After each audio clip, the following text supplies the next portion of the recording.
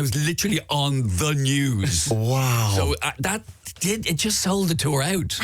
With New Zealand, when you pick that country, do you just know that there's lots of Ed Byrne fans over there and you can sell out rooms there? Or are you just going, I want to go to New Zealand? No, I have been there before, and yeah, it's funny. Now that I have kids, everywhere I go has to justify itself. It used to be able to just go, like me and my wife, and before that, when she was my girlfriend, we used to travel together, and so long as the hotel was decent, if only 50 people showed up and everything, costs were covered, it didn't matter. Yeah, right. Life could just be a big working, travelling holiday. Oh, look, let's have lunch together, darling, and I'll just go and do this gig in the evening, and it doesn't matter. Now I'm on my own, and everywhere's got to pay. Yeah. It's like, only 100 people? No, stuff them. Not going. I'd rather be at home. So, yeah, you do take a far more militant attitude. So, in New Zealand is somewhere I've just always done well. It's weird. It's the same population as Ireland, and I'll sell more tickets in New Zealand than I will in Ireland. Really? It's more economically rewarding for me to fly to the other side of the world and to go back to the country I grew up in.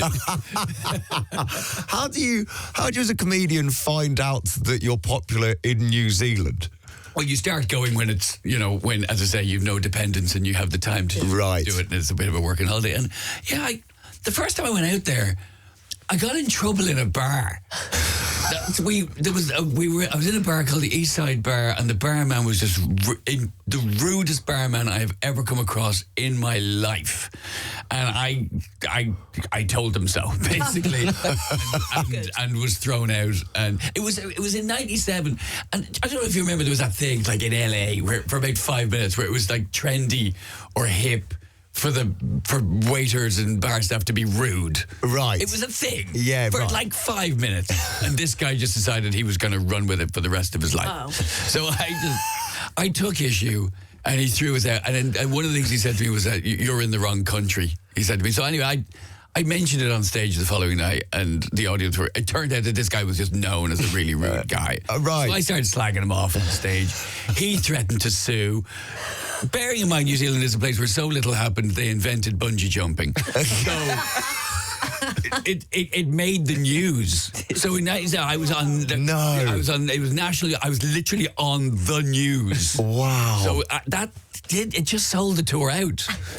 And then I just went back year on year after. So yeah, so it was my first time there. Just kind of, I don't know, controversy just sold tickets. That's great. So I've just been going back ever since. So we did you a favour. Yeah, I mean nobody even remembers that now in New Zealand, but people go, well, Irish comic strangely does well here, doesn't he? Does anybody remember what first brought him to our attention? So what you really need to do, if there's any places where, Ed Byrne fans haven't taken hold yet, is just go to every country that you don't sell tickets in and get kicked out of a bar. Yeah. And then you're sorted for life. But the barman has to start it. This is the thing. Not the type of person. Look at me. Do I have the physique of a man who goes around getting kicked out of bars? I have to get lucky and just happen to go to the bar where the biggest, worst bar.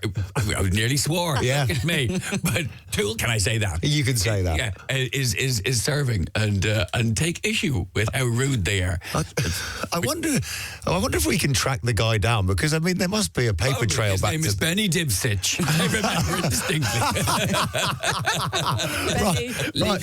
If you're listening in New Zealand, could you please get in touch with Benny? We'd like to talk to him. But thank you, Benny, for everything you've done for Ed Byrne selling tickets in your country ever since. Radio X.